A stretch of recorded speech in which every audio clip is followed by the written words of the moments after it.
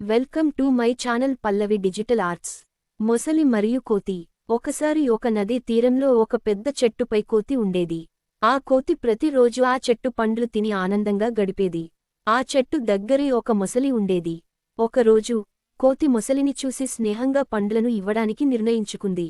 కోతి మొసలితో మాట్లాడి, స్నేహితుడా, ఈ పండ్లు చాలా రుచిగా ఉంటాయి, నువ్వూ రుచి చూడవచ్చు అని పండ్లను ఇచ్చింది. మొసలి ఆ పండ్లను తిని చాలా ఆనందించింది. అలా మొసలి మరియు కోతి మధ్య స్నేహం ఏర్పడింది. కొన్ని రోజులకు మొసలి తన ఇంటికి వెళ్లి తన భార్యకు ఆ కోతి గురించి చెప్పింది.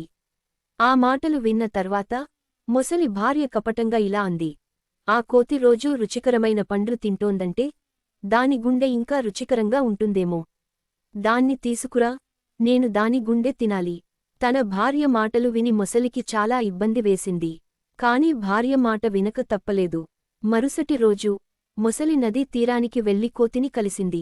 స్నేహితుడా, నువ్వు నా ఇంటికి వస్తే మా భార్య కూడా సంతోషిస్తుంది.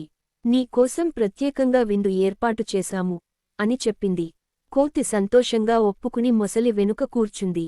మొసలి నదిలోకి వెళ్లిన తర్వాత తన భార్య కోతి గుండె తినాలనుకుంటుందని కోతికి చెప్పింది. ఆ మాట విన్న కోతి తట్టుకోలేక ఆశ్చర్యపోయింది. కాని తన బుద్ధితో తన్ను కాపాడుకోవాలని నిర్ణయించింది.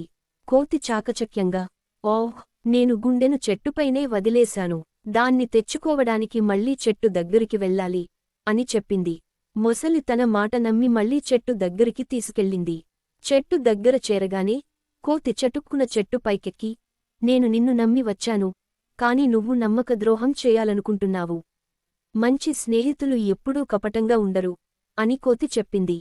నీతి స్నేహం అనేది నమ్మకం మీద నిలబడాలి. సమస్యలను తెలివితో ఎదుర్కోవాలి.